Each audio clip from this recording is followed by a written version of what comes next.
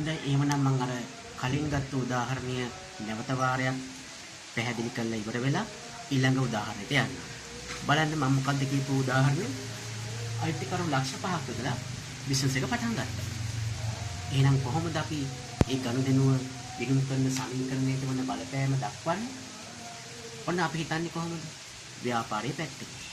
ව්‍යාපාරයට ඔන්න මුදල් ගලාගෙන එනවා. එහෙනම් මුදල් කියන වස්තුම වැඩි වෙනවා ළමයි ලක්ෂ 5ක. මේ තව දෙයක් මම ඔයාලට කියන්න කැමතියි. මේ වැඩිවීම අපි ගිණුම් කරන සමීකරණය පෙන්වන්නේ ධන ලකුණ පාවිච්චි කරනවා. ඒ වගේම අඩුවීම පෙන්වන්න ඍණ ලකුණ පාවිච්චි කරනවා. අන්න ඒකත් මම මේ අවස්ථාවේදී ඔබට මතක් කරලා සිටිනවා. ඉතින් එහෙමනම් අපි ගනුදෙනුව ගත්තොත් එහෙම ඔන්න ලක්ෂ 5ක් සල්ලි බිස්නස් එකට දානවා කියලා කියන්නේ ව්‍යාපාරයට මුදල් වෙනවා. ඒ නිසා මුදල් කියන වත්කම වැඩි වෙනවා ළමයි ලක්ෂ 5කින්. මේ සල්ලි දැම්මේ කවුද? අයිතිකාරයා. ඒ නිසා ඔහුගේ අයිතියක් වැඩි වෙනවා ලක්ෂ 5කින්. ඒ කියන්නේ ප්‍රාග්ධනයක් වැඩි වෙනවා ලක්ෂ 5කින්. පැහැදිලිද? හොඳයි. එහෙනම් අපි යමු දෙවන උදාහරණය. මම මේක මකන්නම්.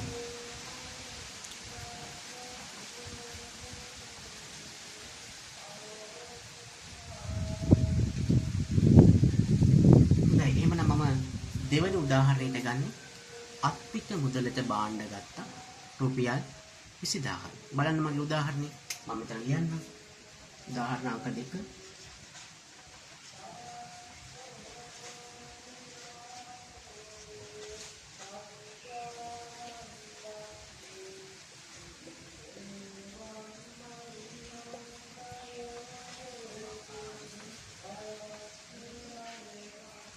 බලන්න මගේ උදාහරණේ අපිට මුදලට භාණ්ඩ ගත්තා රුපියල් 20000යි.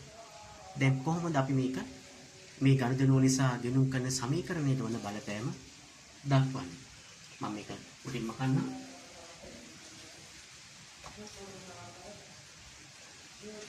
හොඳයි. එහෙමනම් දැන් කොහොමද අපි හිතන්නේ ව්‍යාපාරයේ පැත්තෙන්? අපිට මුදලට භාණ්ඩ ගනිද්දී මොකද වෙන්නේ? අපි ලාච්චුවේ තියෙන සල්ලි දීලා තමයි අපි ගන්නේ. නේද? එහෙනම් අපේ මුදල් ළමයි අඩු වෙනවා. කීයක්ද? 20000. ඔන්න මං අඩුවීම පෙන්වන්නේ ඍණ ලකුණ පාවිච්චි කළා. හරි. මොනවද අඩු වෙන්නේ? මුදල්.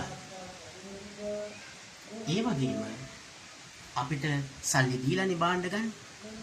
ඒ වගේම අපිට නැවත භාණ්ඩ තොගයක් ව්‍යාපාරයට එනවා. ඒ නිසා ව්‍යාපාරී භාණ්ඩ තොගයේ කියන වත්කම වැඩි වෙනවා ළමයි 20000.